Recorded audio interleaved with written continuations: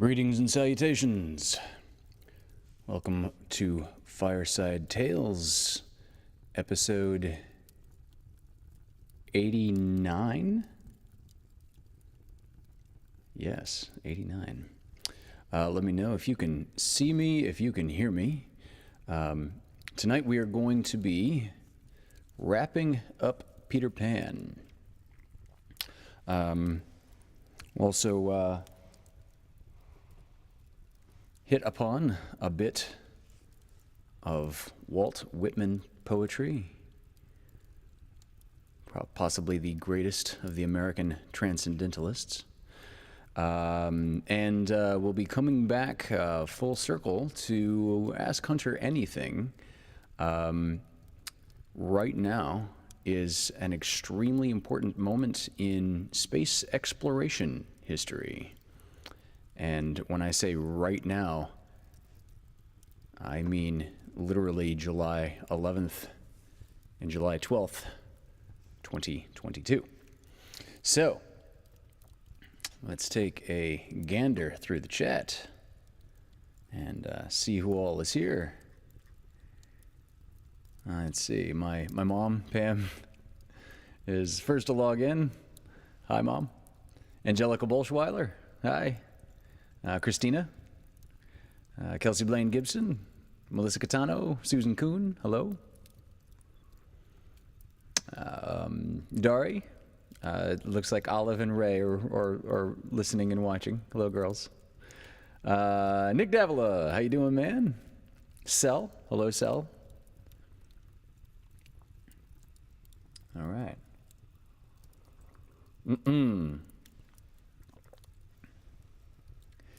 Yeah, I feel the same way, Mom. Mom says, I've enjoyed this story so much, I'm sorry to see it come to a close. But the good news of announcement is that, hello, Terry Smith. Next week, I was very surprised, pleasantly surprised, to be reminded of actually how short Alice in Wonderland is. So I believe this will be, we're going to start Alice in Wonderland next week. And I think we can do the entire thing in 2 episodes.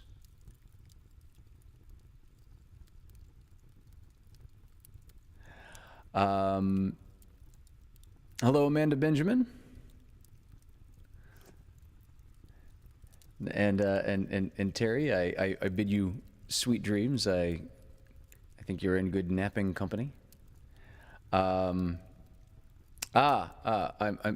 sorry, Christina. I can't tell if that means you want me to call you Christina, darling, or if that means you want to stay in the moment. But hello, Christy Davila.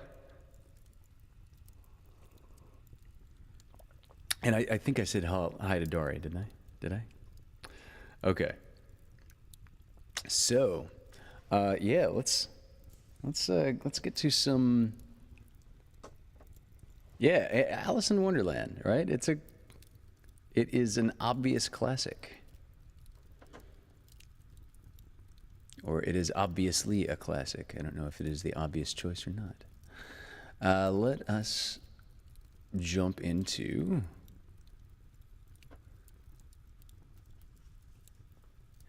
a few Walt Whitman poems.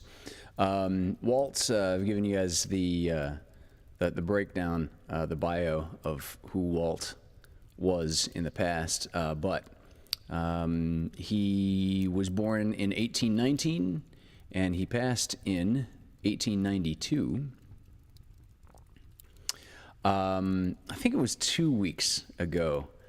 I read from one of my favorite poems of his that has the line that you are here, that life exists, and identity, that the powerful play goes on, and you may contribute a verse. That's from O Me, O Life, in Leaves of Grass. So,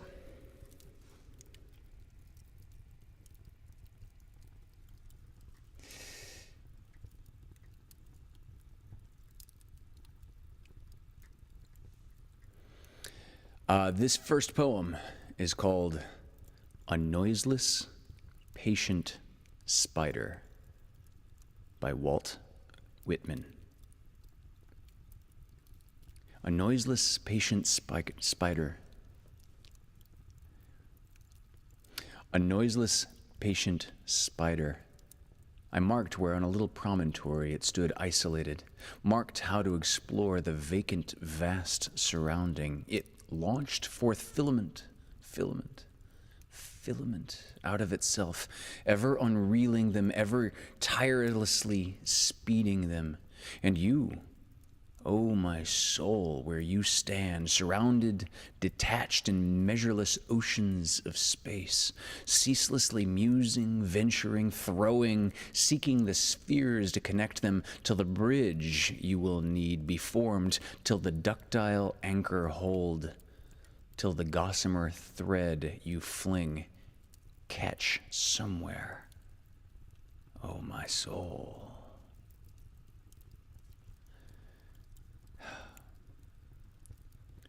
I am still waiting for the gossamer thread that I personally fling to catch somewhere. But that's just me.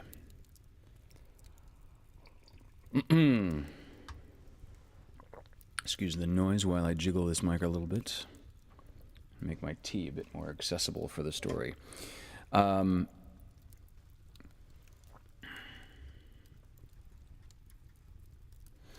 right. Thank you.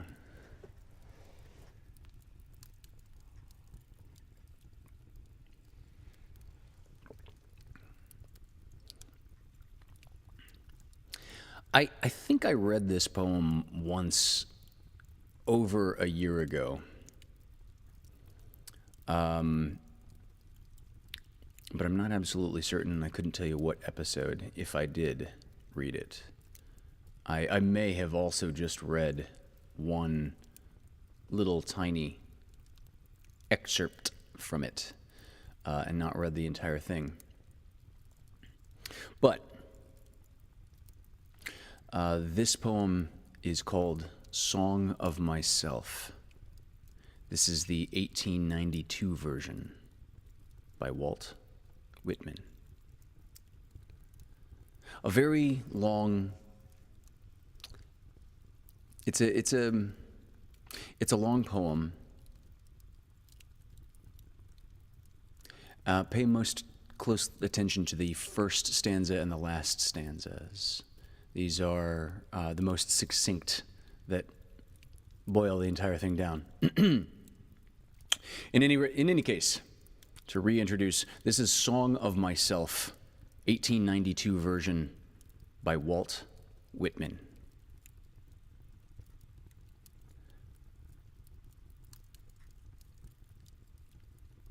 One, I celebrate myself and sing myself, and what I assume you shall assume. For every atom belonging to me as good belongs to you. I loaf and invite my soul. I lean and loaf at my ease, observing a spear of summer grass. My tongue, every atom of my blood, formed from this soil, this air. Born here of parents, born here from parents the same, and their parents the same. I, now 37 years old, in perfect health, begin hoping to cease not till death. Creeds and schools in abeyance, retiring back a while, sufficed at what they are, but never forgotten. I harbor for good or bad. I permit to speak at every hazard, nature without check, with original energy.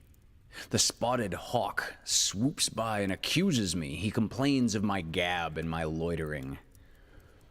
I too am not a bit tamed. I too am untranslatable.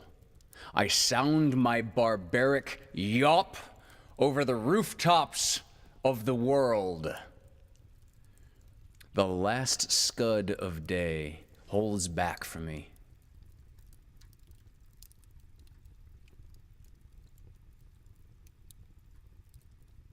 It flings my likeness after the rest, and true as any on the shadowed wilds. It coaxes me to the vapor and the dusk. I depart as air. I shake my white locks at the runaway sun. I effuse my flesh in eddies and drift it in lacy jags. I bequeath myself to the dirt to grow from the grass I love. If you want me again, look for me under your boot soles. You will hardly know who I am or what I mean, but I shall be good health to you nevertheless, and filter and fiber your blood. Failing to fetch me, at first keep encouraged. Missing me one place, search another. I stop somewhere, waiting for you.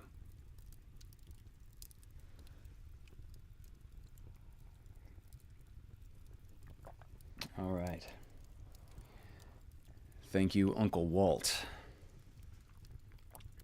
Now I'm going to pause for just a moment to change the batteries in my clicker. No, I'm not, because the spare batteries I have near me are the wrong size. So, useless digression aside.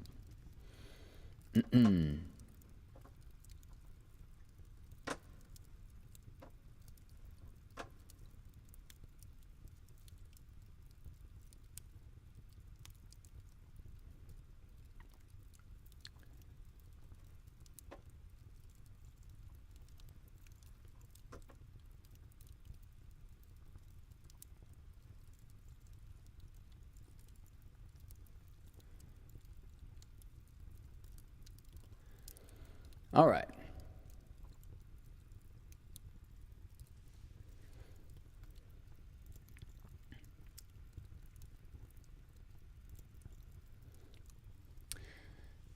So, to summarize, Peter Pan, Part 8.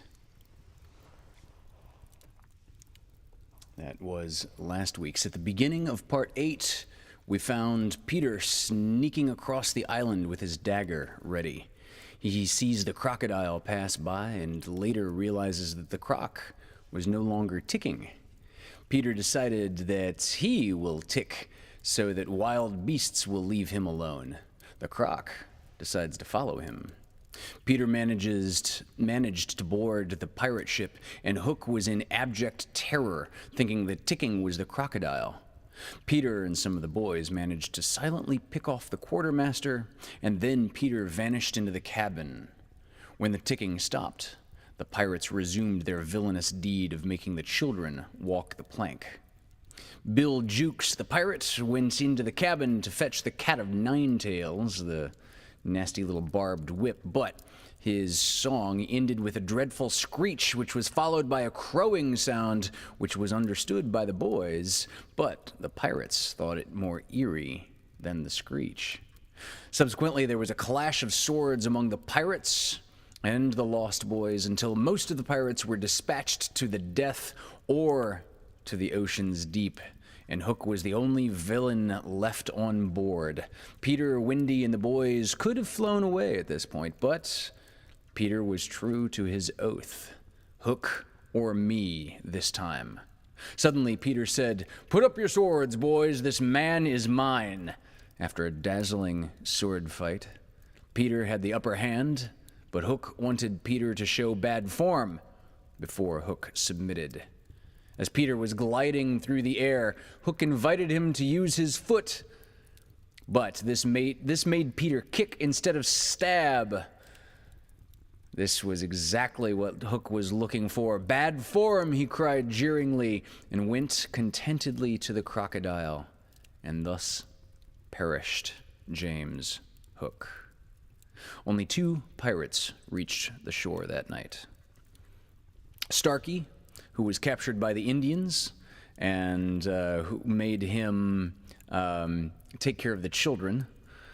made him the papoose nurse, and Smee, who later wandered around the world making a small living by claiming that he was the only man that Jas Hook had feared.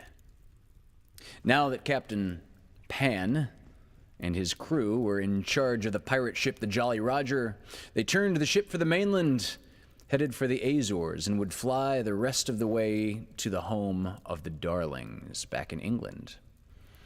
Back home at number 14, their address, Mr. and Mrs. Darling are waiting for their children to return. Mr. Darling had taken upon himself to always stay in the dog kennel because he felt such blame for the children having flown away. For those of you who were in disdain of George Darling's earlier treatment of Nana, he now follows her wishes implicitly, except for letting her come into the kennel. That is his punishment. He literally lives in the doghouse now. On the night of the return, Mrs. Darling is playing the piano in the nursery when Peter and Tinkerbell fly in the open window. Peter wanted to close the window so that Wendy will think her mother doesn't want her and she will go back with Peter. However, Mrs. Darling's tears convinced him to unbar the window, after which he flew away. So, Wendy, John, and Michael found the window open for them as they flew into the nursery. Wendy said, "Let us all slip into our beds and be there when she comes in, just as if we had never been away." And this, my dear listeners, is where we left off the last time. And so now, for the conclusion of Peter Pan, Part 9.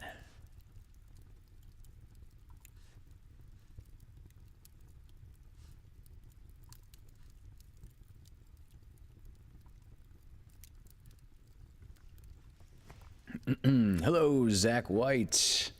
Hello, Charity Swanson.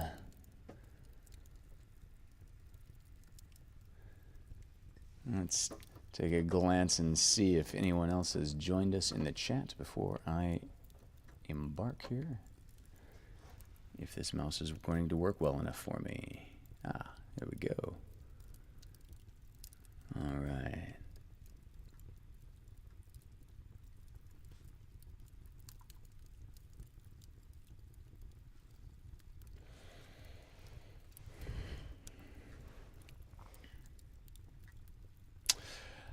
And now, Peter Pan.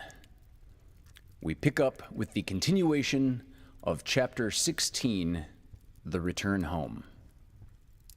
And so, when Mrs. Darling went back to the night nursery to see if her husband was asleep, all the beds were occupied. The children waited for her cry of joy, but it did not come. She saw them, but she did not believe they were there. You see, she saw them in their beds so often in her dreams that she thought this was just the dream hanging around her still. She sat down in the chair by the fire where in the old days she had nursed them. They could not understand this, and a cold fear fell upon all the three of them. "Mother!" Wendy cried. "That's Wendy," she said, but still she was sure it was the dream. "Mother?" "That's John," she said. "Mother!" cried Michael. He knew her now. "That's Michael," she said, and she stretched out her arms for the three little selfish children they would never envelop again. But yes, they did. They went round Wendy and John and Michael, who had slipped out of bed and run to her. "George! George!" she cried when she could speak, and Mr. Darling woke to share her bliss, and Nana came rushing in. There could not have been a lovelier sight, but there was none to see it, except a little boy who was staring in at the window. He had had ecstasies innumerable that other children can never know, but he was looking through the window at the one joy from which he must forever be barred.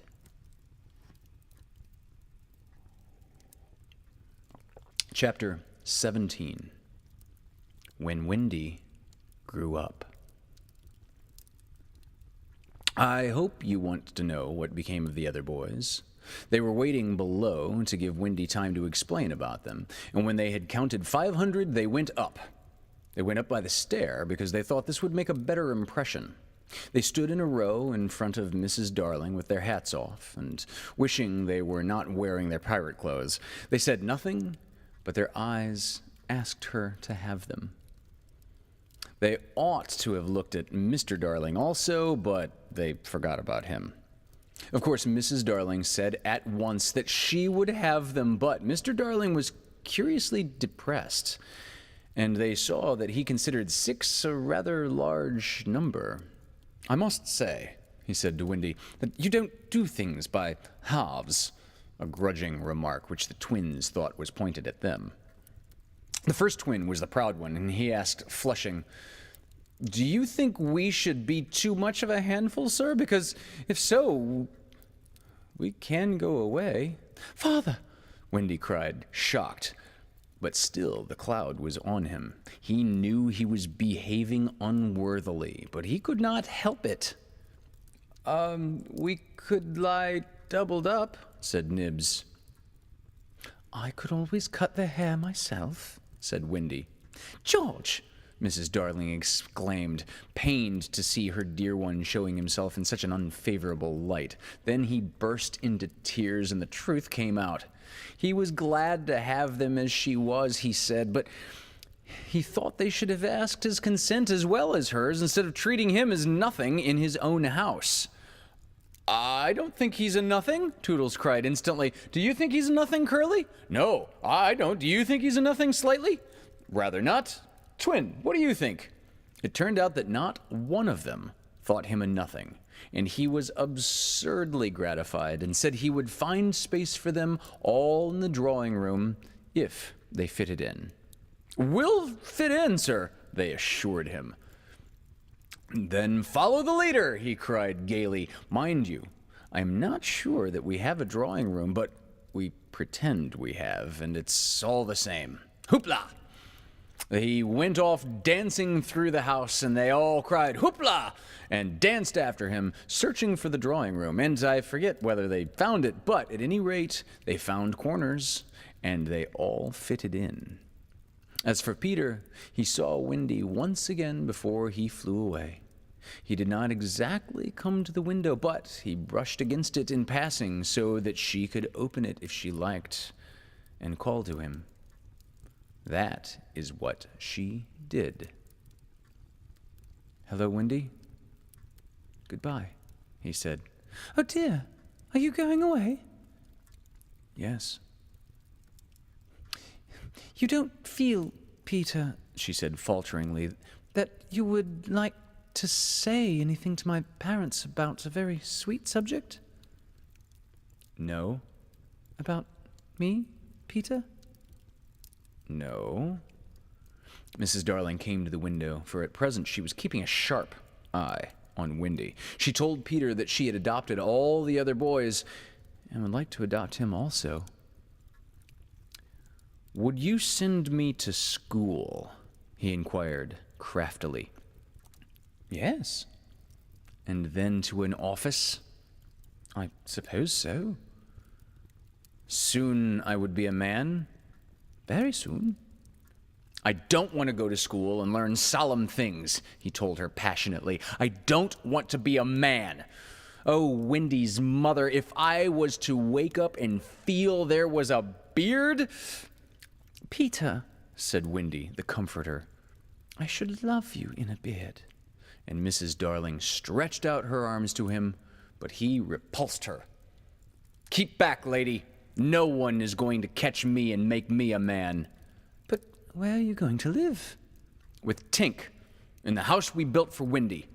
The fairies are to put it up high among the treetops where they sleep at nights." "How lovely!" cried Wendy so longingly that Mrs. Darling tightened her grip. "I thought all the fairies were dead," Mrs. Darling said.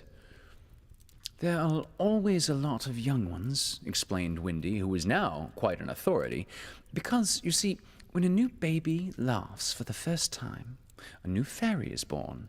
And as there are always new babies, there are always new fairies.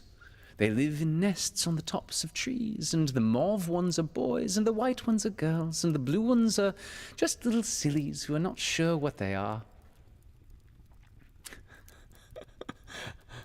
How amazingly modern. I shall have such fun, said Peter, with an eye on Wendy. It will be rather lonely in the evening, she said, sitting by the fire. I shall have Tink. Tink can't go a 20th part of the way round, she reminded him a little tartly. Sneaky telltale, Tink called out from somewhere around the corner. It doesn't matter, Peter said. Oh, Peter, you know it matters. Well, then come with me to the little house. May I, Mummy? Certainly not. I've got you home again, and I mean to keep you. But he so does need a mother. So do you, my love. Oh, all right, Peter said, as if he had asked her from politeness merely. But Mrs. Darling saw his mouth twitch, and she made this handsome offer: to let Wendy go to him for a week every year to do his spring cleaning. Wow, I wish she would come to my condo once a week every year to do my spring cleaning. That would be amazing. I would even build her like a little fairy loft. Wendy would have preferred a more permanent arrangement, and it seemed to her that spring would be long in coming, but this promise sent Peter away quite happy again.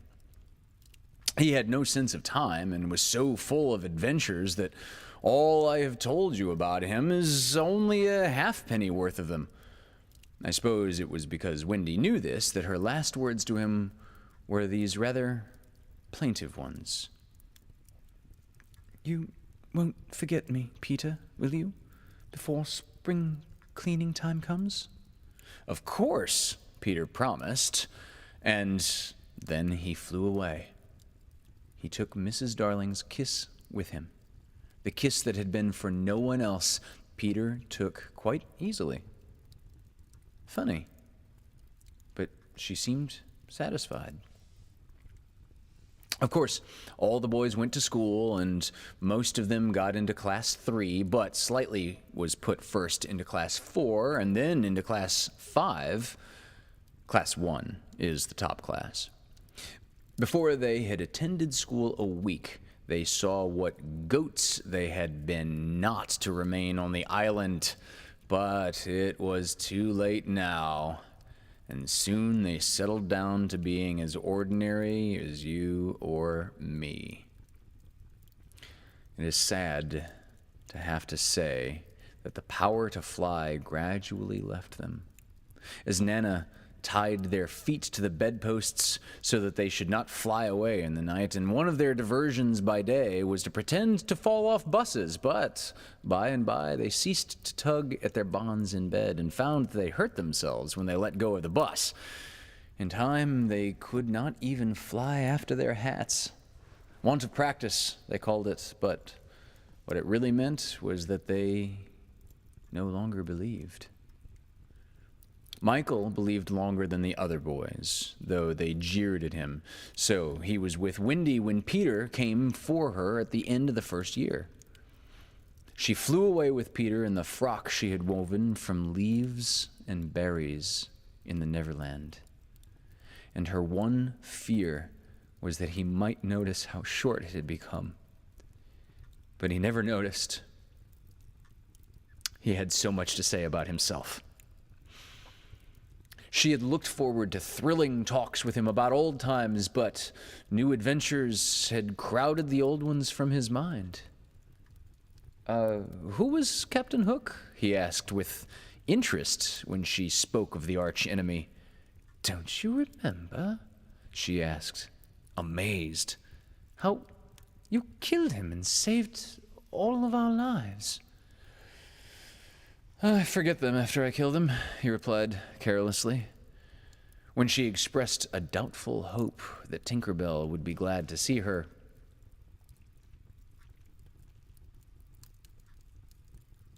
When she expressed a doubtful hope that Tinkerbell would be glad to see her, he said, who is Tinkerbell? Oh, Peter, She said, shocked. But even when she explained, he couldn't remember still. There are such a lot of them, he said. I expect she is no more. I expect he was right, for fairies don't live long. But they are so little that a short time seems a good while to them.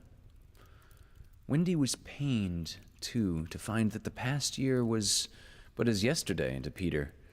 It had seemed like such a long year of waiting to her, but he was exactly as fascinating as ever, and they had a lovely spring cleaning in the little house on the treetops. Next year, he did not come for her. She waited in a new frock because the old one simply would not meet, but he never came. Perhaps he is ill, Michael said. You know he is never ill. Michael came close to her and whispered with a shiver, Perhaps there is no such person, Wendy. And then Wendy would have cried if Michael had not been crying. Peter came next spring cleaning, and the strange thing was that he never knew he had missed a year. This was the last time the girl Wendy ever saw him. For a little longer, she tried for his sake not to have growing pains, and she felt she was untrue to him when she got a prize for general knowledge. But the years came and went without bringing the careless boy. And when they met again, Wendy was a married woman, and Peter was no more to her than a little dust in the box in which she had kept her toys. Wendy was grown up. You need not be sorry for her. She was one of the kind that likes to grow up. In the end, she grew up of her own free will, a day quicker than other girls. All the boys were grown up and done for by this time, so it is scarcely worthwhile saying anything more about them. You may see the twins and Nibs and Curly any day going to an office, each carrying a little bag and an umbrella. Michael is an engine driver, slightly married a lady of title, and so he became a lord. You see that judge in a wig coming out the iron door? That used to be Toodles, the bearded man who doesn't know any story to tell his children was once John. Wendy was married in white, with a pink sash. It is strange to think that Peter did not alight in the church and forbid the bonds. Years rolled on again, and Wendy had a daughter. This ought not to be written in ink, but in a golden splash. She was called Jane, and always had an odd, inquiring look, as if from the moment she arrived on the mainland she wanted to ask questions. When she was old enough to ask them, they were mostly about Peter Pan. She loved to hear of Peter, and Wendy told her all she could remember in the very nursery from which the famous flight had taken place. It was Jane's nursery now, for her father had bought it from Wendy's father, who was no longer fond of stairs. Mrs. Darling was now dead and forgotten. There were only 2 beds in the nursery now, Jane's and her nurse's, and there was no kennel, for Nana had also passed away. She died of old age, and at the end, she had been rather difficult to get on with, being very firmly convinced that no one knew how to look after children except herself. Once a week, Jane's nurse had her evening off, and then it was Wendy's part to put Jane to bed. That was the time for stories. It was Jane's invention to raise the sheet over her mother's head and her own, thus making a tent, and in the awful darkness to whisper, "What do we see now?" I don't think I see anything tonight," says Wendy, with a feeling that if Nana were here, she would object to further conversation. "Yes, you do," says Jane. "You see when you were a little girl. That was a long, long time ago, sweetheart, says Wendy. Ah me, how time flies. Does it fly? Asks the artful child, the way you flew when you were a little girl. The way I flew? Do you know, Jane, I sometimes wonder whether I ever did really fly. Yes, you did. The dear old days when I could fly. Why can't you fly now, Mother? Because I'm growing up, dearest. When people grow up, they forget the way. Why do they forget the way? Because they are no longer happy and innocent and heartless. It is only the happy and innocent and heartless who can fly. What is happy and innocent and heartless? I do wish I were happy and innocent and heartless. Or perhaps Wendy admits she does see something. I do believe, she says, that it is this nursery. I do believe it is, says Jane. Go on. They are now embarked on the great adventure of the night, when Peter flew in looking for his shadow. The old foolish fellow, says Wendy, tried to stick it on with soap, and when he could not, he cried, and that woke me, and I sewed it on for him. You've missed a bit, interrupts Jane, who now knows the story better than her mother. When you saw him sitting on the floor crying, what did you say? I sat up in bed, and I said, Boy, why are you crying? Yes, that was it, says Jane with a big breath. And then he flew us all the way to the Neverland, and the fairies and the pirates and the Indians and the mermaids' lagoon and the home under the ground and the little house. Yes, which did you like best of all? I think I liked the home under the ground best of all. Yes, so do I. What was the last thing Peter ever said to you? The last thing he ever said to me was, just always be waiting for me, and then some night you will hear me crowing.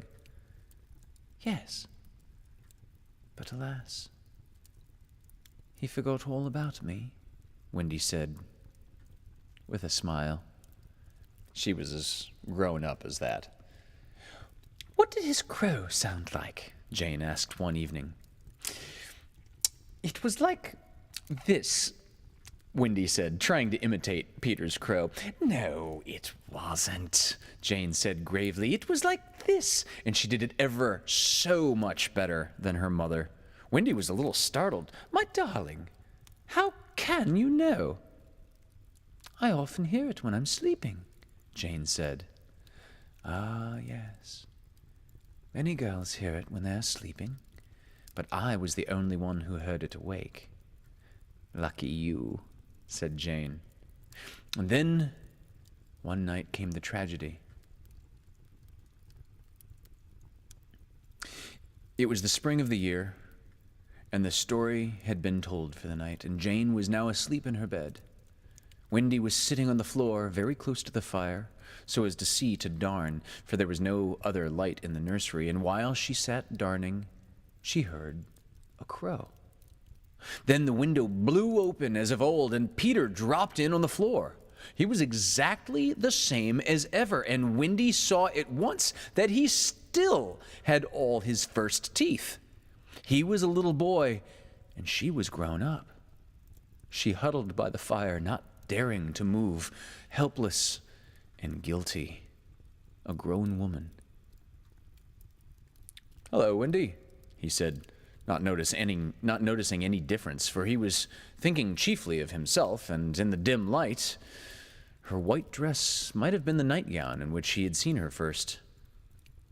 Hello, Peter, she replied faintly, squeezing herself as small as possible. Something inside her was crying, Woman, let go of me.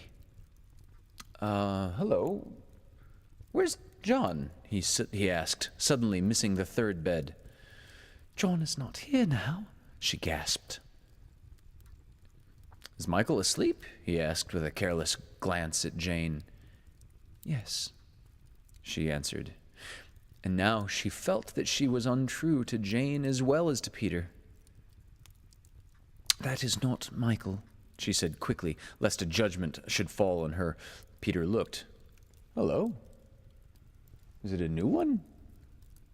Yes. Boy or girl? Girl. Not surely he would understand, but not a bit of it. Peter, she said falteringly, are you expecting me to fly away with you? Of course. That's why I have come, he added a little sternly. Have you forgotten that this is spring cleaning time?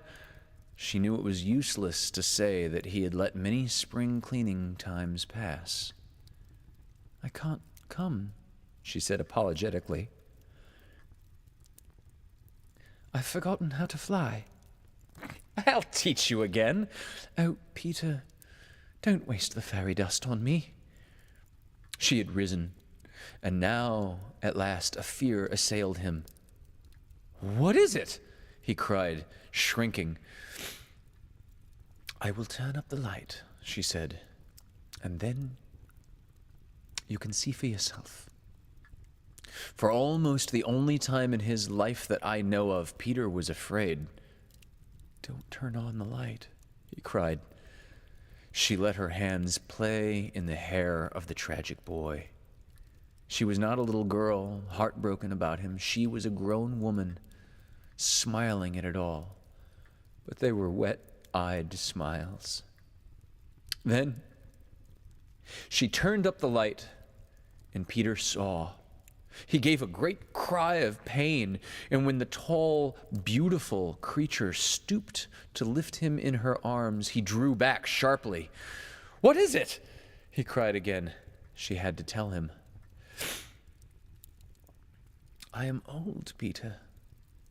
I am ever so much more than 20. I grew up long ago. You promised not to. I couldn't help it. I'm a married woman, Peter. No, you're not. Yes, and the little girl in the bed is my baby. No, she's not. But he supposed she was, and he took a step toward the sleeping child with his dagger upraised. Of course, he did not strike.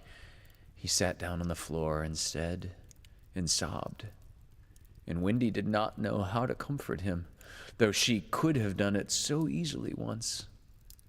She was only a woman now, and she ran out of the room to try to think. Peter continued to cry, and soon his sobs woke Jane. She sat up in bed and was interested at once.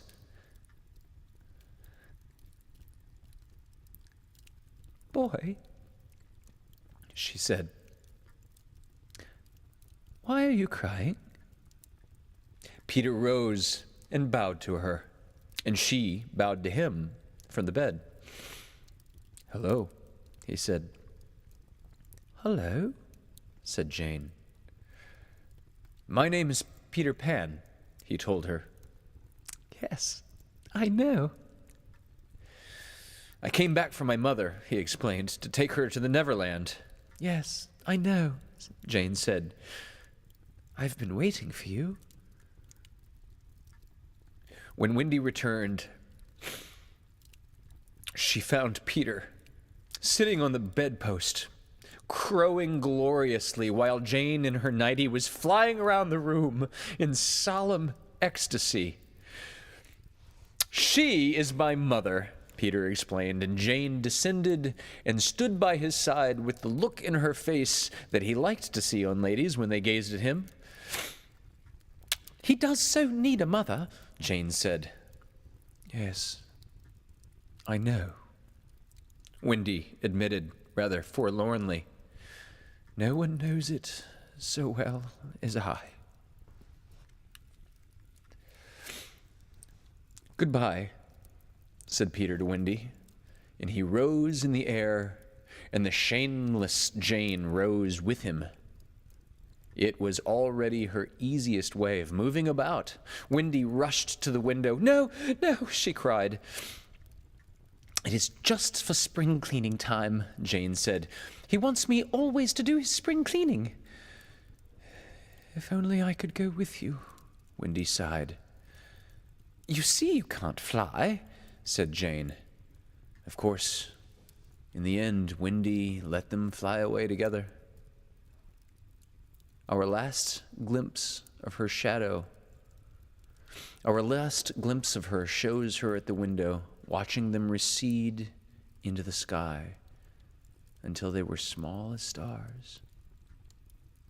As you look at Wendy, you may see her hair becoming white and her figure little again, for all this happened long ago.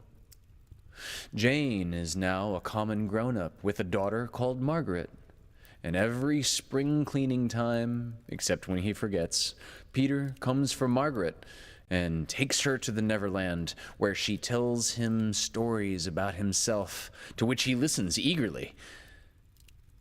When Margaret grows up, she will have a daughter who is to be Peter's mother in return, and thus it will go on, so long as children are happy and innocent and heartless. The end.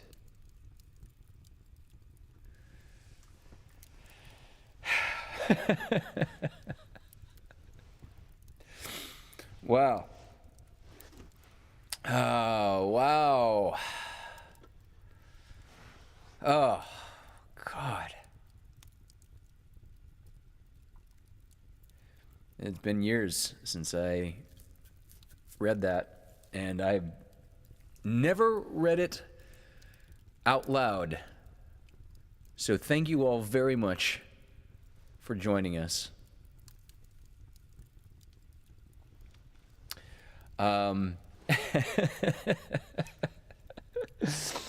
Yeah.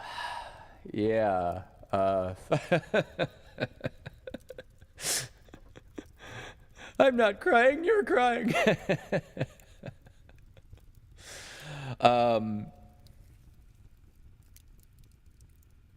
Oh, man, I gotta, pardon me, I need to take a moment to compose. Hello, Emily Thatcher. Emily, thank you so much. Emily drops something in the tip jar every week, and I'm so extremely grateful. If anyone else would like to contribute, I would be very, very grateful. We've got the Venmos and the PayPals. I saw a question, who was it?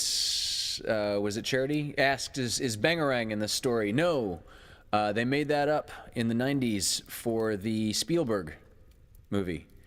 There's so much about that Spielberg movie that is just absolutely wonderful, except the very end. One of my closest friends, Bob, was a swordsman, a pirate on Hook,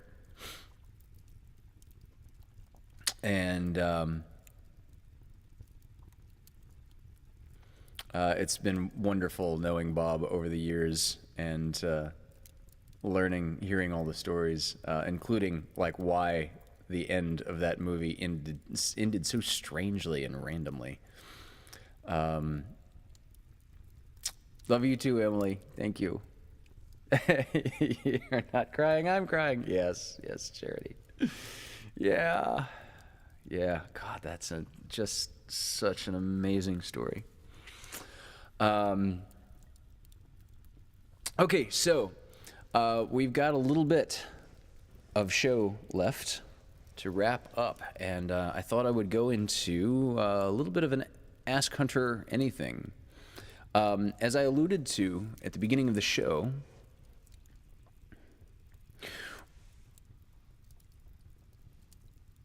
I am going to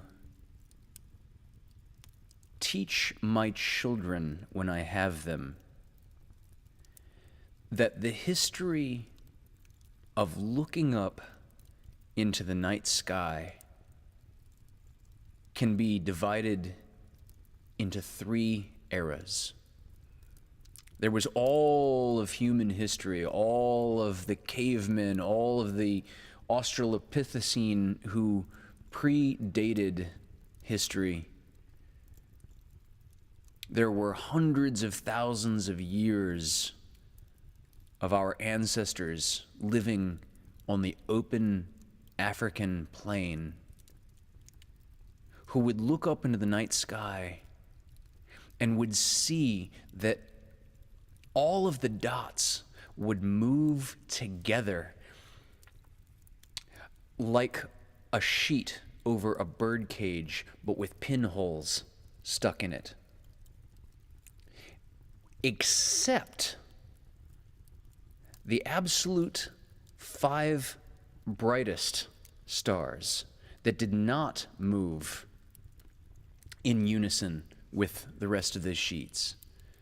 And for some reason, those absolutely brightest ones would move completely independent of the rest of the stars. They would like go this way for several nights and then seem to like turn around in the sky for some reason and go back for a couple of nights and then turn around again and then keep going in the way that they were first going, completely independent of this shell of the rest of them. And the only thing that you could ever count on in your entire life is never really knowing what they are or why they moved that way. And of course, I'm describing the movements of the planets as we now understand them on the backdrop of the rest of the visible universe. So that's the first era, as I will describe it to my children. The second era began when Galileo looked up into the night sky with a telescope and started describing our solar system in much greater detail, particularly the rings of Saturn and all of the telescope exploration that happened in the next couple of 100 years. All of the radio telescopes that see light that we can't even see with our own actual eyeballs.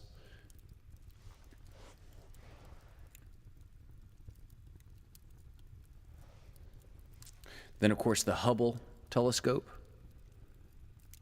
which is not the first space telescope that we've had, but the one that you've definitely heard of, which launched in 1990. And now we have the third era. And this third era begins literally today, July 11th, 2022. As today we got the first image from the James Webb Space Telescope. And it very much mirrors probably the most famous telescope picture from the Hubble. The Hubble, the most famous image from the Hubble, or one of the most famous images from the Hubble, is called the deep field picture. So the idea behind the deep field photo was that they aimed the Hubble into the blackness of space, into the darkest part of the night sky that just didn't seem to be anything in it. And they essentially left the camera lens open to just gather lots and lots of light over a long amount of time.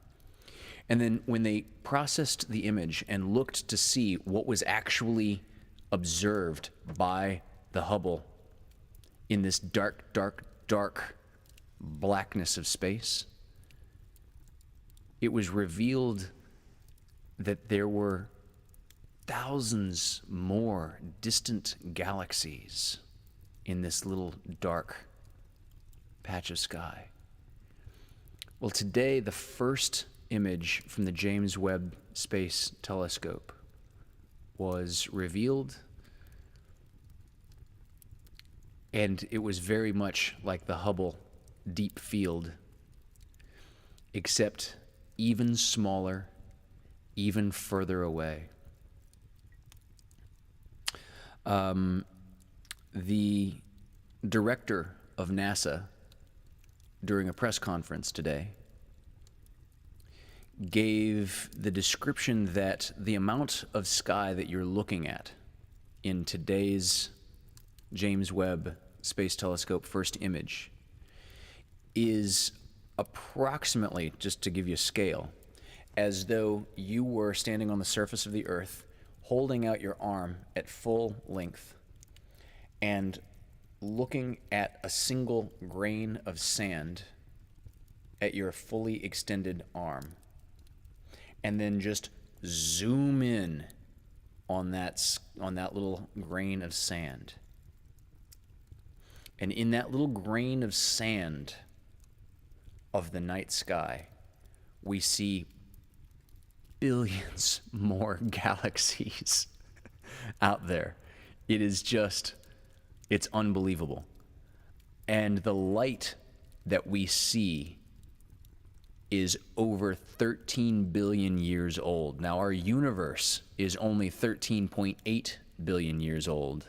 So we are literally seeing the earliest first galaxies in existence in this first image.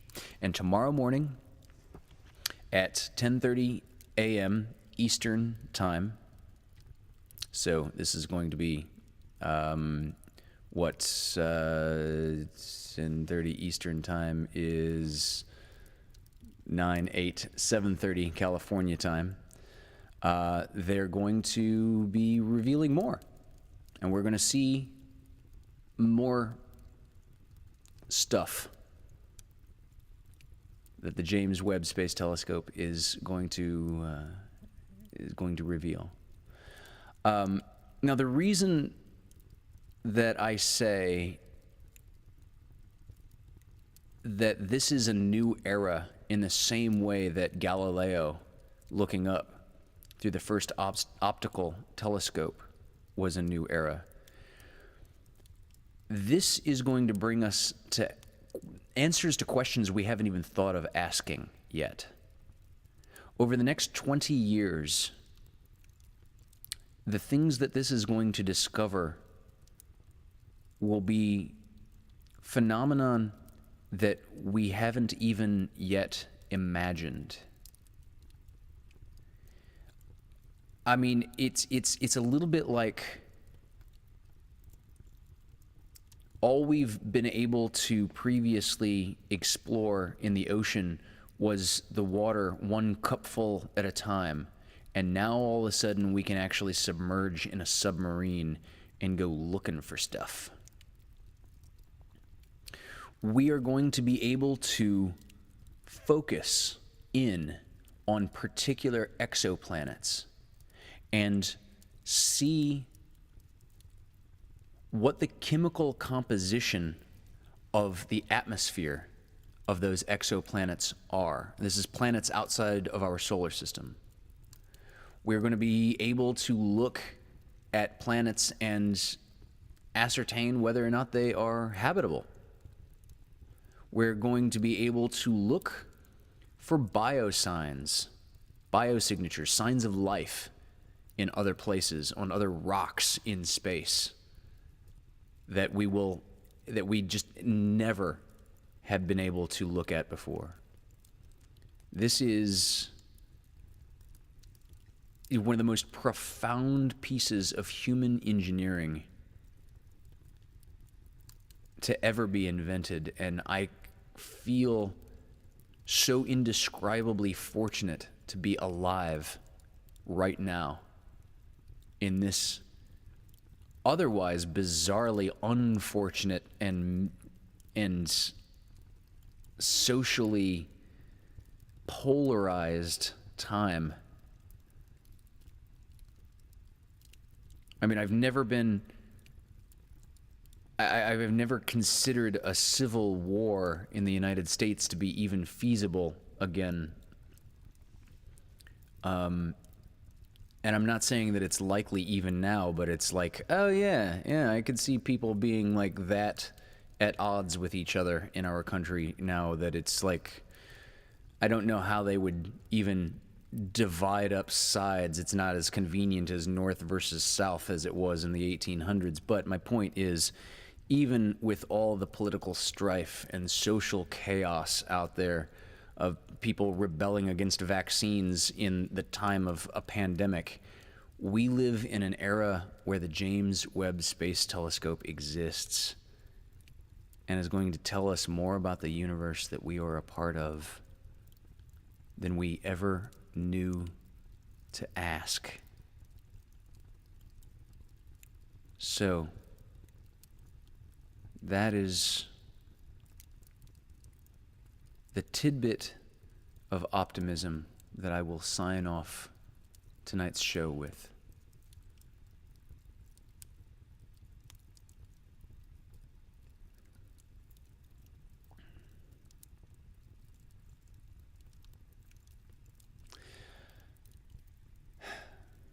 All right. Well, join us tomorrow night on the Vaudacity Network for the Piano Man with David Benjamin. And then Wednesday night for Amanda on Demanda. And of course, Lovecast 11:05 will be Thursday at 8 p.m. And the Lost in the Minute EP pre-release party happening in Orange County on July 23rd, Saturday, July 23rd. If you don't know about that, private message us, me. I will make sure to send you the event and all the details. We also will have T-shirts and CDs available there at the event. And if you can't make it but would just like to generally support, this is going to be essentially a fundraiser that will be raising money just to promote the EP on, for example, FM radio, Spotify, YouTube, etc. If you would like to support and can't come on the 23rd, we will have T-shirts and CDs that we can mail to you. And then there's always just the Venmo, PayPal, tip jar that is always open. Thank you all very much. Emily Thatcher, I'm looking forward to seeing you next Saturday in person on the 23rd. Thank you very much all for joining us. We will be starting Alice in Wonderland next week. Gotta love Lewis Carroll. All right.